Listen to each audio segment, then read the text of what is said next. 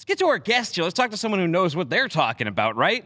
Yeah. Let's bring up That Danny. sounds like a great idea. That's a good idea. Let's bring up I love that idea. Danny Lowe. He's a president, Asset Light Logistics, and Chief Yield Officer over at ArcBest. Danny, thank you so much for joining us today. Hey, thanks for having me on, guys. Now, Danny is, we've had a lot of Miami of Ohio, but also a lot of University of Arkansas grads. We have. Yeah, those two schools kind of gravitate to the show. They absolutely do. I don't always know what like that having says them on. about those schools, but. Well, Shelly Simpson's from there. We've had her call the Hogs before. Oh, yeah. Yeah. So maybe Danny will do that for us at the end. We'll find out. But in the meantime, let's talk to him a little bit about the advantage of using integrated solutions in health and pharma supply chains. First of all, just kind of define that a little bit. What are we talking about here, Danny? Sure. When you think through just when we say integrated solutions, we're talking about ArcBest being a logistics company. And we also have assets. So it's the combining of both the assets that we have. So we'll talk a little bit maybe later about some specialized equipment we use for the what we call our life sciences vertical, which would cover high value products. It would cover pharmaceutical and other healthcare areas, but combining that with the non-asset world too. So really building a solution for customers that fits what they're looking for. Not every shipment's the same. Not every shipment has the same value, and not every shipment or product has the exact same specifications with regard to how tight the windows to temperature control or temperature validation have to be. So we're excited to talk about different things and really work with someone. It's a very relevant topic, obviously, over the past year and a half or so as we've gone through the pandemic, and we've worked through some of the manufacturers and other people to support kind of the Operation Warp Speed and everything else that's going on. Yeah, so Danny, could you kind of speak to the history and the capabilities of the life science vertical there at ArcBest for us? Sure. So since our Panther brand is really where we support the bulk of our this life sciences vertical. Since 2007, we've worked with the CDC and really transported products back and forth with them. But kind of to me, if you go to the extreme of what we can do, kind of the high value product is really what we call temperature validated trailers. So it's not just a reefer, it's not just temperature control. We have 4 probes set up throughout the trailer. And so basically at any moment, we know the temperature throughout the trailer. So it's not just a one reading in the trailer. And we actually, our customers can log online or our control center constantly watching that temperature. So it's not that we know that it was 34 degrees at one point or at the nose, and then at the end it was. We can tell you the temperature inside that trailer in those 4 spots throughout the entire move, and that's available to our customers within that. So you can go from that extreme. You go with the high value part of it. We have most of that's run with teams. So we have dual driver protect. So you always have 2 people to protect the product as well. We get notices if the door of the trailer opens. We get notices if the door of the truck opens. So it's just a constant, this high security, high surveillance of that trailer that fits with what we're looking for in this vertical and what customers or our manufacturers are looking for with transportation. So when you mention this vertical in this segment, what's going on in industry-wide, and what solutions is ArcBest providing that sets it apart from your competitors?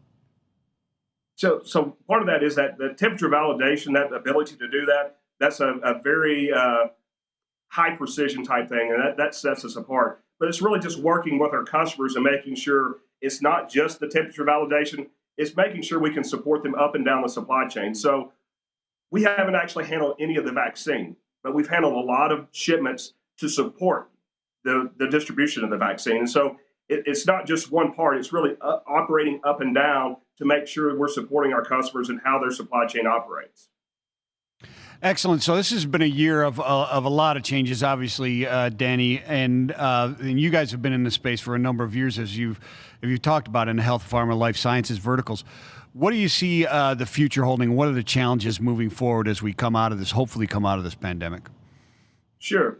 I think one of the biggest challenges, kind of we talked about this, the highest end when we had this dual drive, is because you're running teams. Obviously, drivers, there's a driver shortage within this, and so it's one, the investment in equipment and continue to invest in the equipment to support it, but it's also finding drivers to move the product. And typically the ones running this type of equipment don't get high mileage just because the nature of the product is you're running really from a manufacturer to a point, and that it's not necessarily a closed loop that you're running with drivers. So, I think that's a big piece is I will say some of the vaccines have pushed the limits of what temperature validation can do. I think you've heard that we're not equipped to go to minus 70 degrees in most of the trailers. And so I don't think others are as well. So if the development of vaccines push that further, I think there's another step that overall manufacturers and others will have to look at to support that type of vaccine that happens at that point.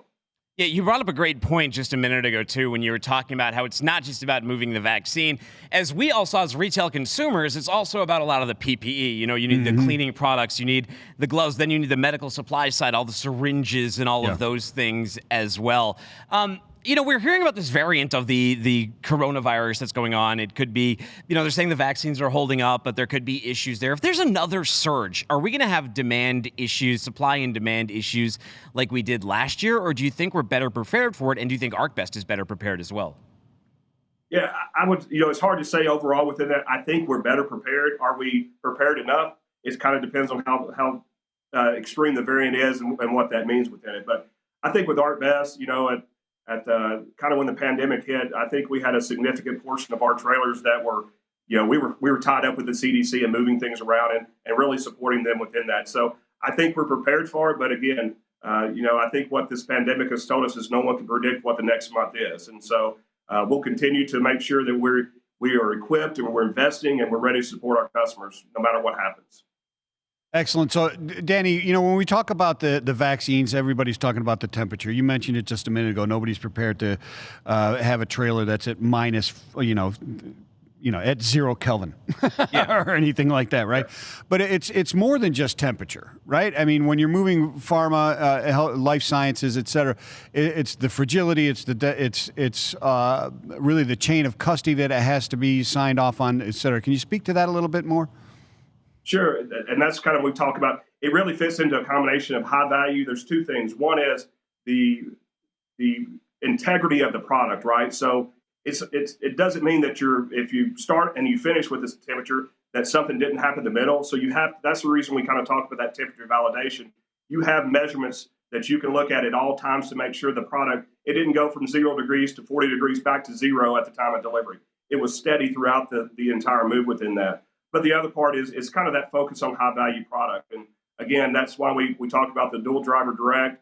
We have some direct, everything is a direct run. We have protocols that our driver can't stop within 250 miles of pickup. Again, it's very secure geofencing of trucks just to make sure that everything stays within that. And so really, depending on what the product is and what we're looking for and what we outline the SOP with our customer, we integrate all those different things to fit into the solution that they're looking for.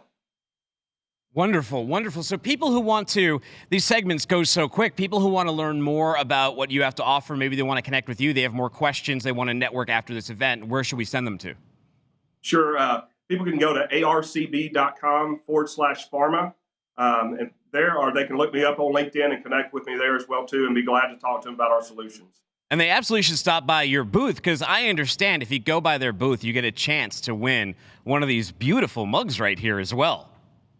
Those are a hot commodity. I still don't have my own mug yet. We're giving them out to everyone else at this point. You got to let one fall off a truck at some point. well, Danny, we're not going to put you on the hook here to call the hogs, but we wouldn't stop you if you wanted to. I was going to say I'd offer him my mug. He could have my mug if he gives us a pig suey. The offer's open. So I was on late last year. I called the Hogs for us, and football season didn't end the way we wanted. I'll end with just go Hogs, go. How about that? We'll celebrate a win over Kentucky last night. We'll take it. I'll give them a little cowbell as well. Thank you so much for joining us on What the Truck. We got another session coming up right now.